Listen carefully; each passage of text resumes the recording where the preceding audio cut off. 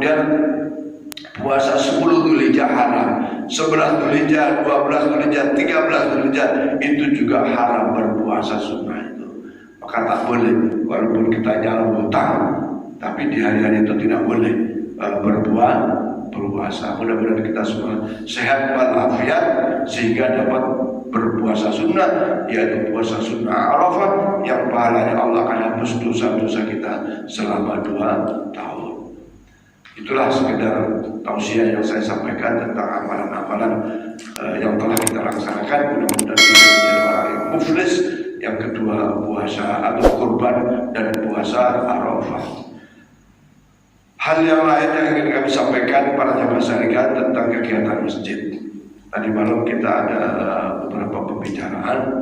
Kita punya kewajiban untuk memakmurkan masjid dengan berbagai amalan-amalan yang sunnah. Kalau wajib itu sudah mutlak, ya, sholat jamaah, sholat wajib dia mutlak harus dan diusahakan untuk jamaah. Ya. Tapi yang sunnah-sunnah ini, ya, mari kita upayakan untuk bisa dilaksanakan. Di antaranya adalah insya Allah ini pertama kuliah subuh ini Bu, Bapak, ini jadwalnya ini agak berubah. Kemarin kita undang Ustaz yang jauh, itu kadang-kadang juga agak ribet juga ya. Karena ternyata ya bangun malam itu, bangun di pagi hari itu tidak semudah yang kita bayangkan. Ya. Kemarin kan undang Ustaz yang dari Matlul Anwar. Ya. Jadi ada kekhawatiran untuk tidak on time, ya, tidak on time. Sesungguhnya yang dekat ini adalah dari Khulafaur Rasyidin. Nah kebetulan Pak Kiai Ahmad Shodiq ini sedang sakit dan sakitnya mungkin ya menurut lazimnya itu agak lama biasanya ya. Jadi mungkin untuk waktu-waktu dekat ini belum bisa mengisi. Kami sedang cari ustaz-ustaz yang ya sedikit banyak ya yang pas lah untuk kita. Maka kuliah subuh nanti kita akan coba jadwal ulang supaya seperti yang berjalan beberapa waktu lalu keistiqomahannya ini kuat gitu ya. Ini yang kita harapkan. Maka selama ini saya berapa kali mewakili ustaz-ustaz itu untuk mengisi kuliah subuh. Sayang kalau tidak ada kegiatan sholat suruh bagi kita semua. Ya, kalau langsung pulang kan biasanya sholat suruh. Tapi kuliah subuh hari Ahad ini insya Allah kita semua sholat suruh. Yang kedua, belakangan ini kegiatan amalan malam Jumat sudah mulai sangat kurang, termasuk anak-anak. Ya. Jadi insya Allah mulai malam Jumat depan kita akan siapkan snack-snack, makanan-makanan secara istiqomah, ya, supaya anak-anak lebih semangat lagi. Ya, ini amalan kalau tidak didorong untuk dimakmurkannya, kita mengalami kerugian di dalam amaliyah sunnah. Mungkin Bapak Ibu malam Jumat ngaji di rumah, tapi akan lebih banyak pahalanya kalau ngajinya di masjid. Di samping syiar-syiar Islam ada pahala iktikaf di masjid, ya, ada pahala iktikaf di masjid. Dan tentu saja tambahan langkah-langkah kehadiran ibu bapak di masjid menjadi satu amalan yang tersendiri bagi kita. Maka untuk memberikan konsumsi ini kita akan coba nanti atur sedemikian rupa sehingga setiap malam Jumat ini kita siapkan konsumsi, baik itu katakanlah gorengan atau rebusan atau minuman, insya Allah selalu siap sehingga anak-anak kita bisa semangat di dalam mengikuti kegiatan malam Jumat. Ya. Nah malam Rabu tahsin Quran, khususnya para imam-imam istiqomah di dalam mengikuti tahsin Quran. Karena imam-imam ini, ya saya masih mendengar ada bacaan-bacaan yang seharusnya baca dhamma dibaca kasroh, seharusnya fa dibaca waw, bahkan ada juga yang harusnya dibaca ada huruf ditinggal hurufnya ketinggalan. Tapi memang ya sekali lagi imam ini ya ada psikologis tertentu yang kadang-kadang di luar itu hafal, tapi pada saat jadi imam itu grogi dan seterusnya. Tapi alhamdulillah ada perbaikan. Ya, contoh Pak Wahir sudah mulai bagus bacaan surat Al-Duhanya, dan sekarang wasyamsi wa duhaha. Walaupun ada yang kecandol, saya langsung ingatkan, termasuk Pak Rodisi dulu kita ingatkan semua, Pak Towo kita ingatkan. Akan kita perbaiki, Pak Haji Saradi kita ingatkan. Kan saya mohon dengan hormat kepada bapak-bapak yang jadi imam dan yang lainnya mengikuti tahsin Quran setiap malam Rabu pada maghrib sampai isya, supaya nanti kalau imam itu ya akan menjadi baik. Ya, Pak Herman ini yang sudah lama mau jadi imam sudah jadi imam zuhur aja. Ayo Pak Herman, saya sampaikan ya. Pada saat saya datang kemari tahun 2013, ya, yang dulu tidak imam sekarang jadi imam. Ini satu peningkatan. Yang imam tetap imam, ya, yang imam tetap imam. Yang Pak Herman saya belum pernah lihat jadi imam. Kebetulan Pak Herman imami, saya nggak lihat di sini. Nanti imam Pak Herman ya. Tapi jangan dipaksakan juga Bapak Ibu ya. Ada yang dorong saya, Pak Herman tuh bisa itu jadi imam. Udah diminta tapi belum mau. Nah, nanti ditasin dulu boleh baru jadi imam. Jadi ada perbaikan di dalam pola peningkatan amal ibadah kita. Kemudian insya Allah Bapak Ibu sekalian, bahwa di bulan Muharram nanti ya setelah tahun baru Islam, insya Allah di bulan Juli anak-anak kita masih libur. Maka dari beberapa tahun lalu sudah direncanakan kegiatan khitanan massal.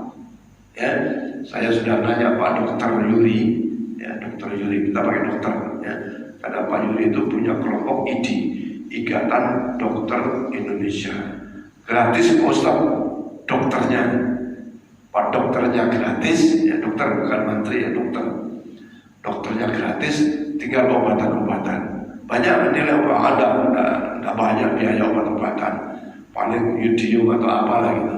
Dan sistemnya juga bukan sistem manual, ya mungkin laser atau apa nanti. Jadi ada juga sunat itu begitu dipotong langsung bisa tak keluar darah ya Pak Yayan ya. Pak Yayan juga orang kesehatan juga Pak Yayan ya. Jadi insya Allah saya sampaikan pagi ini, nanti tadi malam, oh ya dirgam belum sunat, nanti ikut sholat ikut gitu. Ada beberapa anak-anak saya tanya, mau puasa mau. Nanti akan kita umumkan lagi bahwa insya Allah di bulan Juli kita akan adakan khitanan massal. Setidak-tidaknya kita punya target awal itu 10 orang. Kalau di komplek ini tidak sampai 10, nanti kita undang anak-anak di Parit Sembi. Atau mungkin ada di antara anak-anak keluarga kita yang belum sunat, bawa ke Babus Salam, kita akan lakukan khitanan massal. Waktunya, tepatnya nanti kita akan sampaikan tanggal berapanya, hari apa. Yang jelas insya Allah hari libur dan pagi ya. Jadi khitanan massal akan kita laksanakan insya Allah. Mudah-mudahan ya, anak sini yang belum, ya saya tahu Pak Dirga aja sama saya tahu Pak Sobari ada Gali, mau Ustaz tahu Gali itu belum ditanda. Ya, Gali anaknya Pak Parmon atau Pak Tony. Ada lagi Pak siapa namanya, anaknya Pak Subari ini sama Faras ini belum. Kalau Dirga udah Dirga di luar ya, mudah-mudahan bisa dilaksanakan. Saya kira itu. Jadi kedua ini pengumuman tentang menara dan seterusnya, insya Allah mengalir saja, dan tentu saja mudah-mudahan mengalir juga ganjaran pahalanya. Nah, tentang khitanan massal ini Bapak Ibu sekalian, saya pernah dengar gengsi lah, kok di khitan rame-rame, gengsi, tidak usah gengsi lah ya kayak gitu. Di dokter ya khitan juga. Kalau habis kita di masjid, kemudian di rumah bikin syukuran besar-besaran, tak apa-apa. Ya. Sekarang itu di kampung saya, bagi yang mampu, sedang tren, Bu. Sedang tren. Apa trennya itu? Jadi khitanan selamatan, setiap yang datang dikasih galon. apa namanya, galon, air galon tuh. Sampai segitunya tuh ya. Kalau dulu kan ada WC, ada piring, ada, sekarang tuh galon. Galon apa saya? Air galon tuh. Itu dikasih sampai segitunya. Kan bawanya repot tuh segitu besar.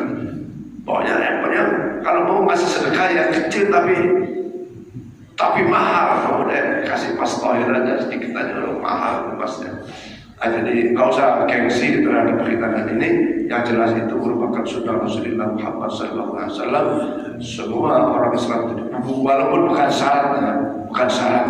Nabi Ibrahim alaihissalam itu dikhitan pada usia 90 tahun. Ya, satu ketika kalau Nabi Ibrahim dapat wahyu, tohir nafsik, bukan wahyu, tohir nafsik ya Ibrahim. Nabi Ibrahim, apa maksudnya itu tohir nafsik? Bersihkan dirimu, wahai Ibrahim. Akhirnya dipahami. Waktu itu belum khitan. Karena sesungguhnya orang laki-laki yang belum, anak-anak yang belum khitan itu kan di situ masih ada depan air kencingnya dan seterusnya. Dikhawatirkan kulubnya itu pada saat dia sholat netes sehingga najis, ya. Maka kalau sudah dikhitan itu kan sudah hilang kulubnya sehingga tidak ada lagi yang mengendap di dalam kulubnya itu. Maka kalau orang mau masuk Islam tidak harus khitan dulu baru syahadat, enggak, syahadat aja dulu baru khitan. Nabi Ibrahim kan sebelumnya sudah pasti muslim, khitannya di usia 90 tahun. Baik ibu-ibu sekalian, itulah beberapa yang saya sampaikan. Dan yang terakhir, silakan kalau ada yang ingin ditanyakan terhadap apa-apa yang persoalan ibadah atau ada lain, silakan. Mungkin ada dari Pak Yayan, silakan Pak Yayan.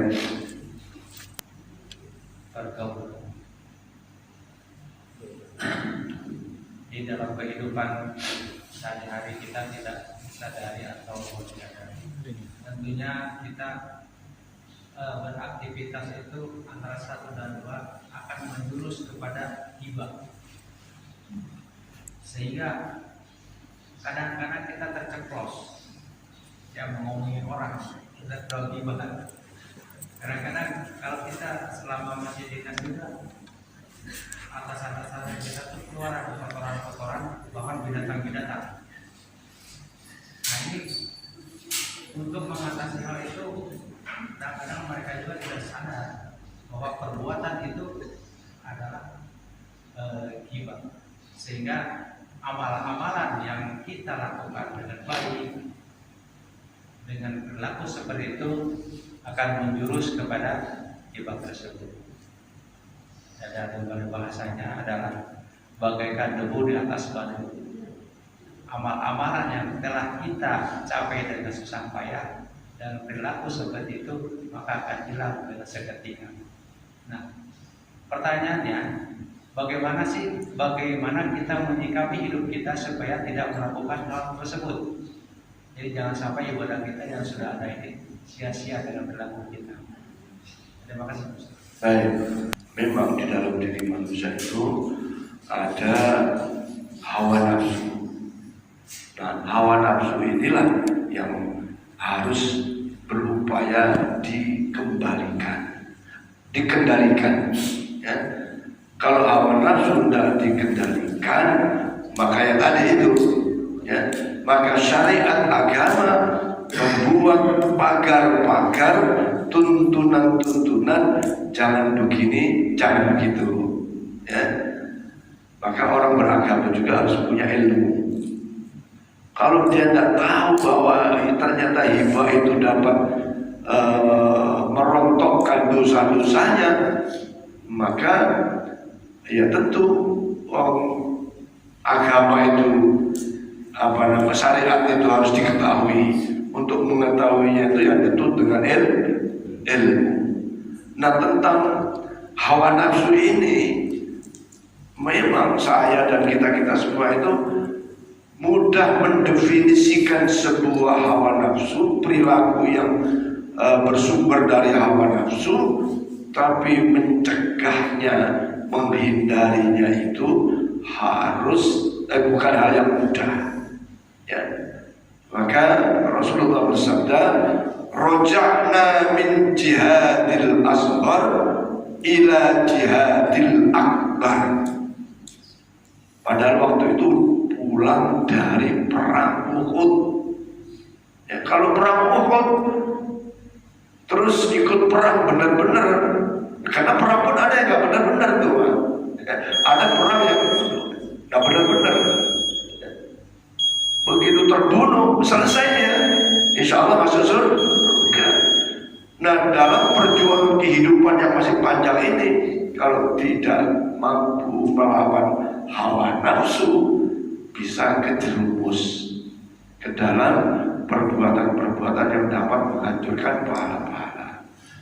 Nah, pekerjaan berat memang, karena manusia pada dasarnya adalah ada unsur hawa nafsu ini yang Masya Allah mudah diucapkan, sulit untuk dikendalikan tanpa pertolongan Allah Subhanahu wa Ta'ala. Nah, bagaimana caranya? Ya, caranya itu tawasau bil haq wa tawasau bis sabr. Diingatkan, jangan dibumbui. Ya. Minggu besok ini saya secara khusus diminta oleh ibu-ibu pengajian di Masjid Al-Mudana, Ustaz tolong bicarakan tentang hibah, karena banyak ibu-ibu itu habis pengajian pulang keluar dari masjid dia ngomongin orang gini. Nah, itu ada permintaan khusus, karena itu menjadi penyakit dari kita. Nah, menghindarinya satu harus tahu bahwa hibah itu tidak boleh. Nah, kalau Pak Yayan mendengar seperti itu tanpa ada sebab sababiyah, ya, saya kadang sering ngomongin si A di masjid ini dalam rangka mengurus masjid, karena di pengurus misalnya kan menetapkan si A si B untuk jadi pengurus juga kan ngomongin dulu, si A itu begitu, si ini begitu gitu, karena untuk mencari yang maksimal, mencari yang terbaik, bukan dalam rangka menjelekkan seseorang gitu. Nah, menghindari hibah itu namanya kebiasaan. Kalau sudah menjadi kebiasaan itu sulit memang, tapi harus dipahami itu tidak boleh, itu dosa. Itu dapat, kata Rasulullah itu seperti membakar, seperti api yang kayak kayu dibakar lagi, kan? Hilang itu pahala-pahala itu. Ya, menurut hadis Rasulullah Muhammad Sallallahu Alaihi Wasallam. Intinya caranya begitu diingatkan apa, begitu ada yang tahu diingatkan. Susah, memang susah. Melawan hawa nafsu itu memang susah. Dan tetapi sesusah seberat apapun, kalau sungguh-sungguh untuk menghindari itu, ya harus ada niat yang sungguh-sungguh untuk menghindari hibah itu. Kalau orang sendirian tidak mungkin menghibah. Tapi kalau berdua, bertiga, itu apalagi ya kaum hawa ini, walaupun bukan hawa sini, hawa lain itu begitu ya. Nah, sekali lagi hibah itu dilarang, dan hibah itu memang terjadi, memang kejadian gitu ya. Kalau nggak kejadian namanya memfitnah. Saya kira setiap kita tahulah caranya, ya, jangan ditumpangi lah, ya.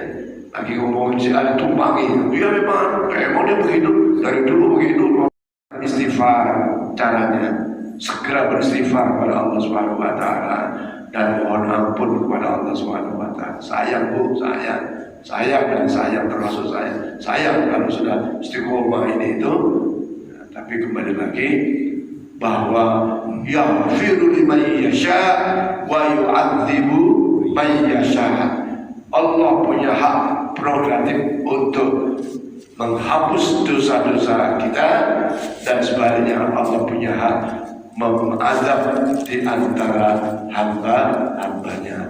Allah mengadab bukan karena Allah zalim, tapi karena kesalahan pada hamba itu sendiri. Saya kira itu ya, triknya sih banyak, cuman saya kira panjang, perlu waktu panjang untuk menjawab trik-trik menghilangkan riba itu. Tapi intinya begitu ada yang riba diingatkan, ya, diingatkan, istighfar, dan mudah-mudahan tak lagi melakukannya. Ada yang lain mungkin ibu? Soal puasa? Tidak ada ya? Ada bapak-bapak? Tidak ada. Baik, bapak-bapak sekalian, kalau tidak ada mari kita tutup kuliah subuh ini. Nanti kita sama-sama sholat suruh. Al-Fatihah ya Tuhan kabul bijai syaitun Rasul ala hadini a'li ridha illa wal syafa'at Rasulillah wa liqada'il hajat fi hadal jamaah bisittas salam kulluhu hajatul dunya wa hajatul akhirah bibarakat surat Al-Fatihah. A'udzu billahi minasyaitonir rajim. Bismillahirrahmanirrahim. Alhamdulillah. الرحمن الرحيم مالك يوم الدين إياك نعبد وإياك نستعين صراط المستقيم صراط الذين أنعمت عليهم غير المغضوب عليهم ولا الضالين آمين. بسم الله الرحمن الرحيم الحمد لله رب العالمين. اللهم صل على سيدنا محمد وعلى آل سيدنا محمد عبدك ونبيك ورسولك النبي الأمي وعلى آله وصحبه وسلم. اللهم صل على الفاتح وأغلق الحاضر لما سبق ناصر الحق بالحق والهادي إلى صراطك المستقيم صلى الله على آله حق وقدره الدار العظيم. اللهم اغفر لنا ذنوبنا ولوالدينا وارحمهم كما ربنا صغيرا. اللهم ربنا زدنا علما نافعا. اللهم ربنا زدنا علما نافعا وعملا صالحا متقبلا رزقا واسعا مباركا حالا طيبا. اللهم اشر امورنا وامور الدنيا والاخره. اللهم اشر امورنا مع الراحه في قلوبنا وزادنا مع السلامه والعافيه. حسن مقاصدنا واقضي جميع حاجاتنا برحمتك يا ارحم الراحمين. ربنا هب لنا من ازواجنا وذرياتنا قرة اعين واجعلنا للمتقين اماما. اللهم يا رحمن يا رحيم ارحمنا. اللهم يا غني يا مغني يا رزق يا وهاب. اللهم يا قاضي الحاجات اقضي حاجاتنا يا الله في هذا الجامع وسلم كلهم برحمتك يا ارحم الراحمين. اللهم يا قاضي الحاجات اقضي حاجاتنا يا الله ونسألك السلام برحمتك يا ارحم الراحمين بحق سيدنا محمد صلى الله عليه وسلم وبجاه سيدنا محمد صلى الله عليه وسلم. ربنا آتنا في الدنيا حسنه وفي الاخره حسنه وقنا عذاب النار. سبحان ربك رب العزه عما يصفون وسلام على المرسلين الحمد لله رب العالمين. ربك لا يمر معبدا الله واياكم اجمعين. والله موفق الى اقرب الطريق. السلام عليكم ورحمه الله وبركاته.